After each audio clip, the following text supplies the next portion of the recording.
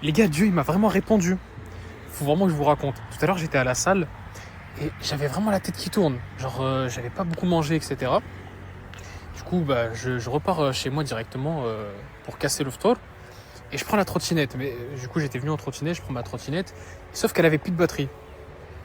Et là, je me dis, zut, alors, je vais devoir marcher à pied, en fait. Alors, j'ai déjà mal à la tête.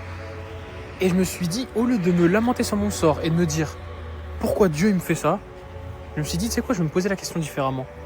Qu'est-ce que Dieu veut me faire comprendre à travers ça? Et directement, vraiment, je vous dis 2 minutes plus tard, il y a un mec qui me klaxonne et il me dit, vas-y, monte dans la voiture, je sais où t'habites et je vais te déposer. C'est une dinguerie. Et je rentre dans la voiture et je vous jure que c'est vrai. La personne en question, elle me dit, Dieu a écouté ta doigt. Et je vous jure que c'est vrai. Il l'a dit sur le temps de la rigolade, mais moi, je savais en fait que c'était par rapport à ça.